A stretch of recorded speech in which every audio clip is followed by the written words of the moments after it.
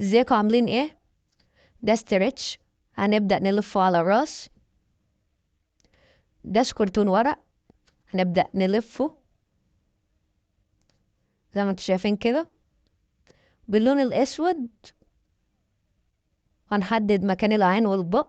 بعد كده هنكمل بشكرتون الورق على بقية الوش كله. ده هيرة وقطن. هنلزقهم زي ما انتم شايفين كده. فونديشن. هنبدأ نلون الوش كله بالفونديشن، وبالبنيات بقى هنبدأ نحدد معالم الوش.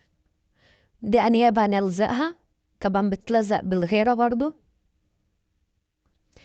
وده دم بنبدأ بالفرشة نطعم بيه علشان يدينا الشكل الإيحاء بإنه حقيقي. وده الشكل النهائي.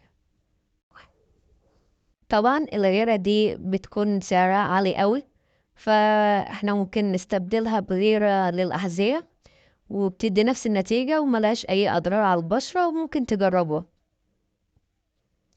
هنا حطت غيرة وسابتها لحد ما نشفت، وبعد كده حطت فونديشن عشان تدي لون البشرة، ولزقت الأنياب زي ما انتوا شايفين كده، وبدأت تحدد باللون الأحمر والأسود عشان تدي العمق، عشان تدي إيحاء للصورة للشكل، عشان تدي إيحاء للشكل إن هو طبيعي.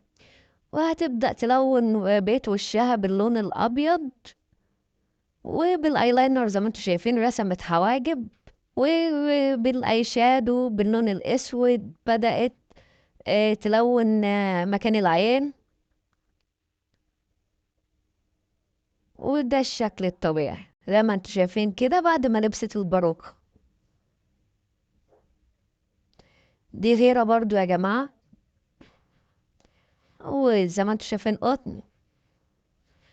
ده فونديشن، وبدأت توحد لون البشرة،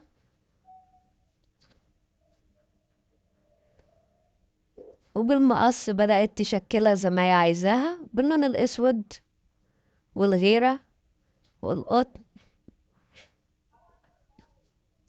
وبالألوان البنيات بدأت تدي إيحاء ببروز عشان تدي شكل الحرق. باللون الأحمر الدم يا جماعة، بالنسبة للدم ممكن نعمله بجليسرين ولون طعام أحمر. ودي بقى شعرية شعر، أو ممكن يتحط أي حاجة مكانها بس تدي الشكل اللي انت عايزينه.